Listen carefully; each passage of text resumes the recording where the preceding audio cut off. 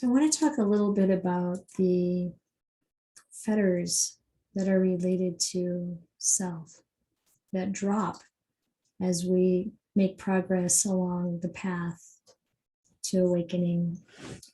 And really, it's the most obvious. I mean, almost everything we practice and everything we do relates to our sense of self. I mean, this is how we see the world. This is how we experience things.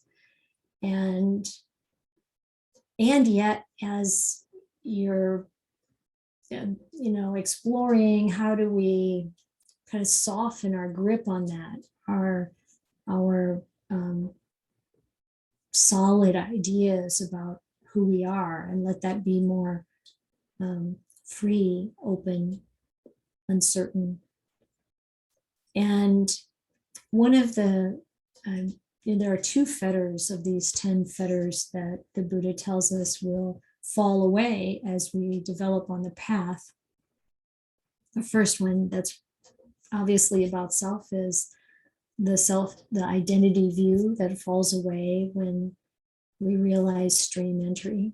The first level of awakening of the four, as you may know, the three fetters that fall away are the identity view. I'll explain a little bit more about it in a minute. The clinging to rites and rituals, or some kind of performing of actions that we think is, if we have the idea that that's going to liberate us, we realize that that's not the case. And doubt, and that's doubt in the Buddha, the Dhamma, and the enlightened Sangha. I'm not going to go into a lot of explanation about those, but the identity view one, that Pali is Sakaya, this is what we're really interested in today, because that's one of the ways the Buddha talks about our view of self and how to get rid of it, or how to let it go, how to realize really is what happens. We realize that we can't possibly, these five khandhas, these five heaps or aspects of what we would conventionally say is ourself, how that is not an abiding self. That can't be who we really are. And then the other one is in Pali Mana, it's the conceit I am. So there's this beautiful story of a monk who was very, very sick, about to die probably, who got a message from some group of elder bhikkhus asking if he had realized basically that the self-identity is not self. So had the fetter of Sakaya Ditti dropped, basically.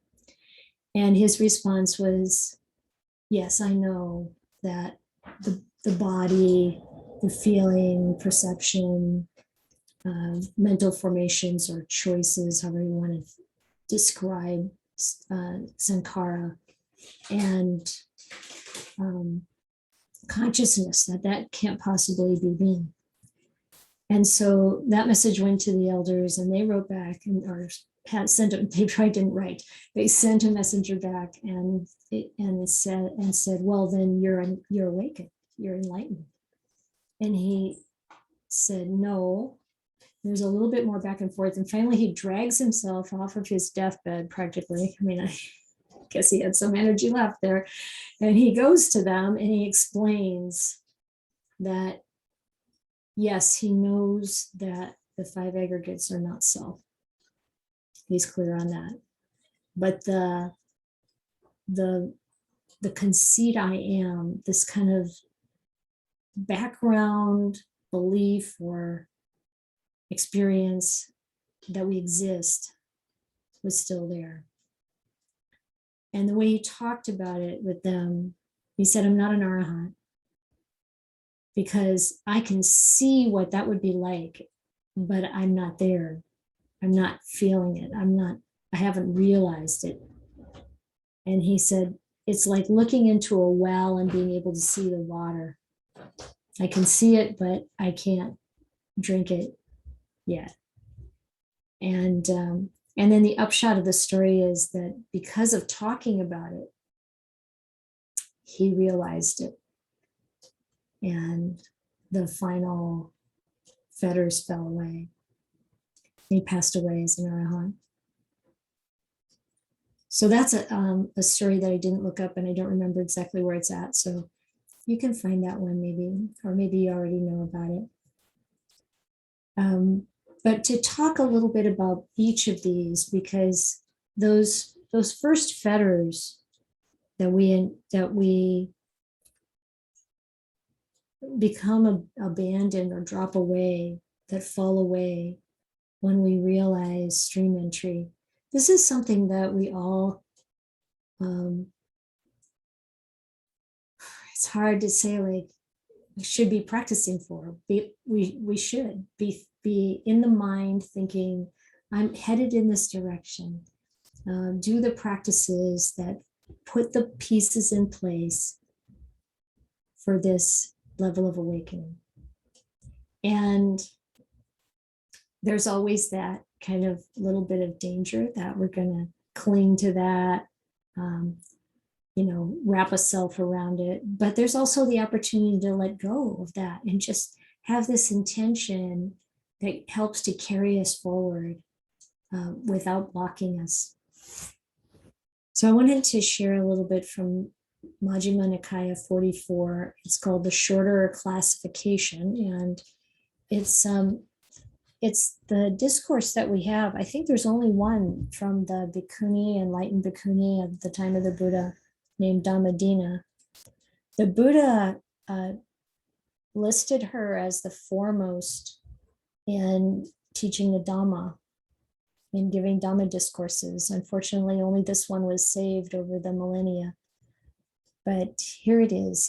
It's a time when it was Visakha, as a layman, who comes to see her and asks her questions. He says, they speak of this thing called identity. Sakaya is the Pali. What is this identity that the Buddha spoke of? And Bhikkhuni Dhammadina says, the Buddha said that these 5 grasping aggregates are identity. That is form, feeling, perception, choices, and consciousness. The Buddha said that these 5 grasping aggregates are identity. She repeats. And then he asks her, well, what's the origin? And we went through a different sutta that had a little bit different answer earlier. In this case, Bhikkhuni Dhammadina says, it's the craving that leads to future rebirth, mixed up with relishing and greed, taking pleasure in various different realms. That is, craving for sensual pleasures, craving for continued existence, and craving to end existence. So this is what you might have heard of before as the 3 kinds of craving. Kamatanha, bhavatanha, vibhavatanha. These we want to experience. We want to be or become again. Or we want to stop being, one or the other.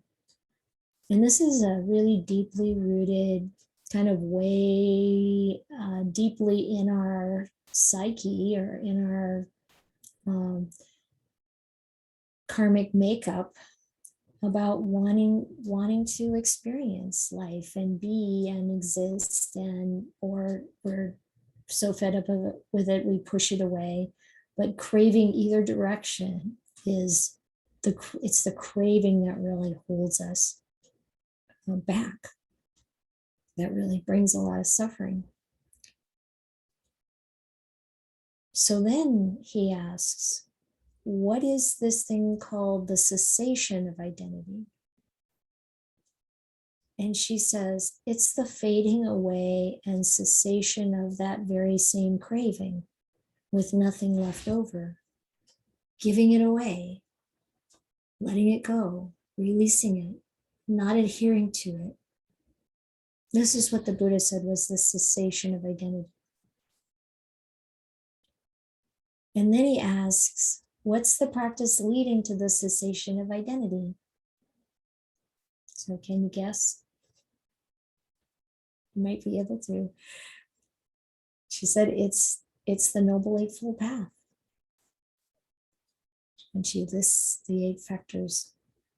And there's more to this question and answer, but this is the part that's interesting for us. So, it's like, what is it about the Noble Eightfold Path that helps us to let go of this selfing? And, even the 5 precepts, and the precepts, of course, are represented here in right speech and right action and right livelihood. And when we do these, we go against the grain of our desires, or we may be going against the grain of our desires, our unwholesome desires. And those unwholesome desires have some kind of sense of self, kind of motivating them. And so it's like, I hope I can give you a clear enough picture that, these things, all these things that we practice, that we learn through the Dhamma, they have a way of helping us shift from this very narrow belief about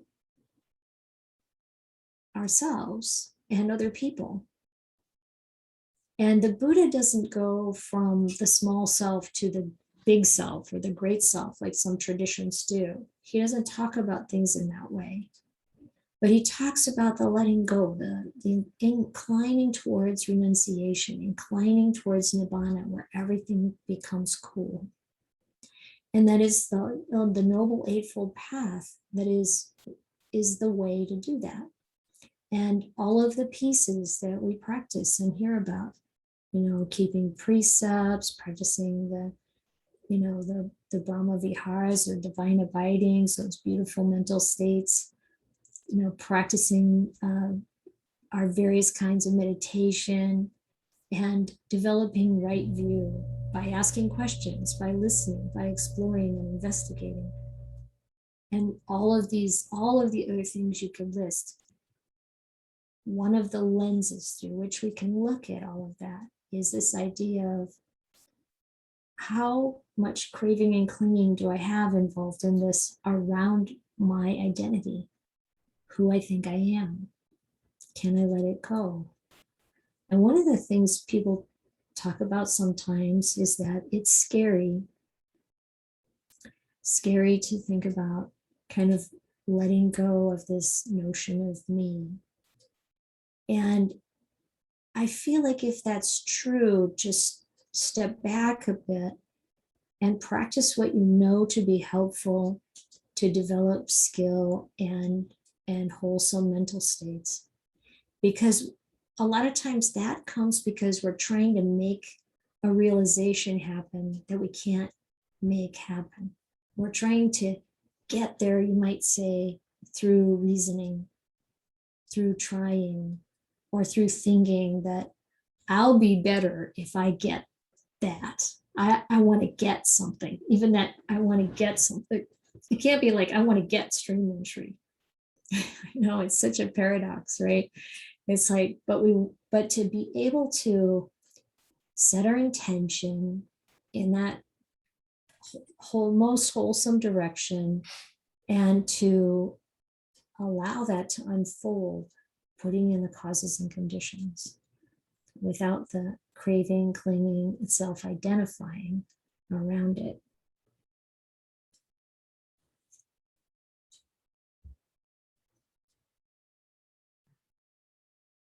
And there's this very, I think, sweet short sutta in the Samyutta Nikaya, 121, called the Sword, where a deva comes to the Buddha and says, as if smitten by a sword, as if his head were on fire, a monk should wander mindfully to abandon sensual lust. And the Buddha says, as if smitten by a sword, as if his head were on fire, a monk should wander mindfully to abandon identity view. And it's like, in some ways, we don't have to put all our attention on the coarsest piece of our defilements. We can look at what is really motivating the desire, the craving, the clinging, what's really behind it. And can we abandon that, even a little bit, and notice any change? I mean, I'm sure that if you look back over your practice, you've seen some change in this regard. Maybe in the mural, your picture isn't quite as big as it would have been before. Just some thoughts.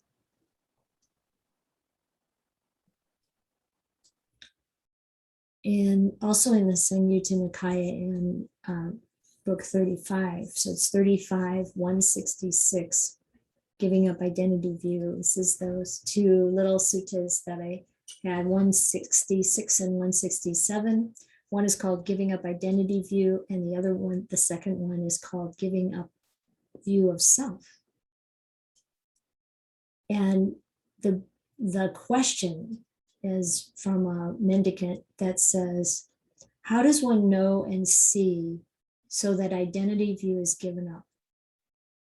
And the Buddha says, knowing and seeing the eye, sights, eye consciousness, and eye contact as suffering.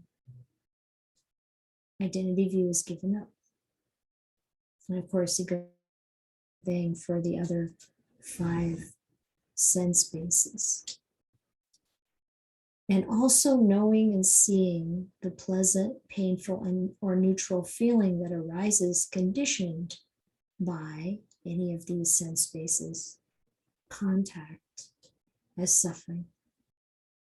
This is identity view is given up.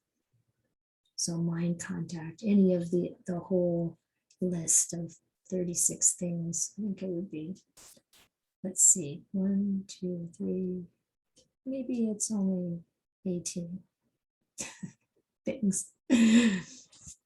So it's like we see these sense bases and what they're experiencing and how it feels when that gets experienced. And when we can see that really clearly, our view of identity is given up. And then he says the same thing about the view of self.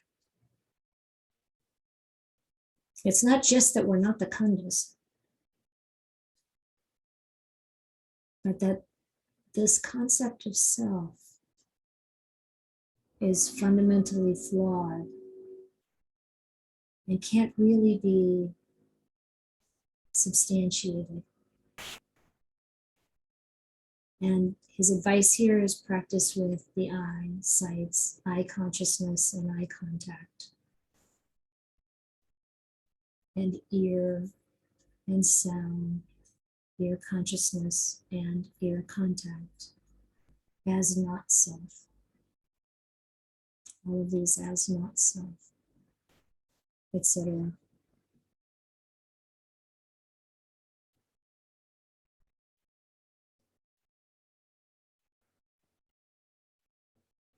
I'm going to just share 2 more small suttas with you. This is one where Venerable Anuruddha, so Anuruddha was one of the Buddha's cousins, and he ordained along with many of the other men of the Buddha's family when the Buddha returned to his home village, his home city. And he turned out to be an amazing practitioner. He had incredible meditation. And at one point, fairly early on in his monastic life, he went up to the Venerable Sariputta and he said, Here's the thing, Venerable Sariputta. With clairvoyance that's purified and surpasses the human, I survey the entire galaxy. I mean, this guy had incredible psychic powers, incredible mind. My energy is roused up and unflagging. My mindfulness is established and lucid. My body is tranquil and undisturbed, and my mind is immersed in samadhi. But my mind is not freed from the defilements by not grasping. All that, and I'm still not an arahant. And then Venerable Sariputta says, well, when you say, with clairvoyance that's purified and surpasses the human, I survey the entire galaxy, that's your conceit. And when you say, my energy is roused up and unflagging, my mindfulness is established and lucid, my body is tranquil and undisturbed, and my mind is immersed in samadhi, that's your restlessness. And when you say, but my mind is not freed from the defilements by not grasping, that's your remorse. It would be good to give up these three things. Instead of focusing on them, apply your mind to the deathless. Does that make sense? You know, he's pointing out that even, like, oh, I've got this incredible meditation. That's the conceit. As we're looking at the quality of the samadhi and everything, as we're inspecting it, there's restlessness under there. And restlessness is another fetter that drops right at the end with arahantship, as is the conceit I am. And when there's this, I want to get enlightened, this grasping. He said, this is your remorse. So these are the same words, this restlessness and remorse is the fourth hindrance to meditation.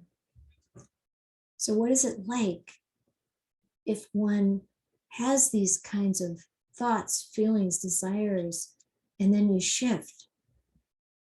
So you drop all that about the practice and you turn your mind to the deathless. What happens? This is something we can try ourselves. And of course, the story here is after some time, Anuruddha gave up these three things. So it didn't happen overnight, but it didn't take too long. Instead of focusing on them, he applied his mind to the deathless.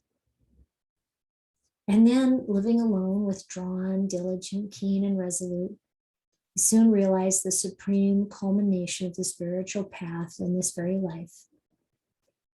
He lived having achieved with his own insight the goal for which people rightly go forth from the lay life to the homelessness. He became one of the arahants. I hope you've got lots of questions. Get to that in a minute. I have one more little sutta to share, and it's called A Perfected One. It's also in the Samyutta Nikaya, in the book of one. So it's in the first book, 125.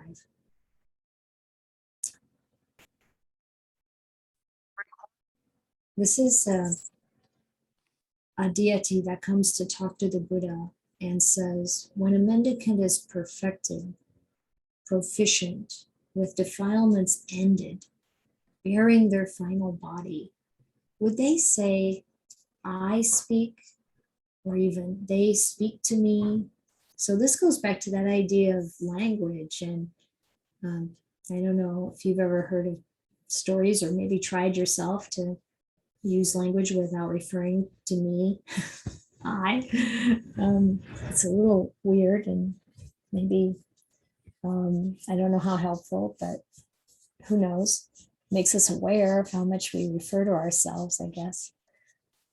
But anyway, would a person talk like that if they're completely free of this view of self or sense of self. And the Buddha says when a mendicant is perfected, proficient with defilements ended, bearing their final body, they would say, I speak, and also they speak to me. Skillful, understanding the world's conventions, they'd use these terms as no more than expressions. There's another place in the suttas where the Buddha says you talk, there's two levels there. There's the conventional level where you have to like talk like a normal person and make sense. Refer to the sort of, body and mind that's here and doing what it does, but that doesn't mean you're bought into this insubstantiated notion. Then when a mendicant is perfected, proficient with defilements ended, bearing the final body, is such a mendicant drawing close to conceit if they'd say, I speak, or even they speak to me? And the Buddha says, someone who has given up conceit has no ties. The ties of conceit are already cleared away. Though that clever person has transcended identity, they'd still say, I speak. And also they speak to me. Skillful understanding the world's conventions, they'd use these terms as no more than expressions.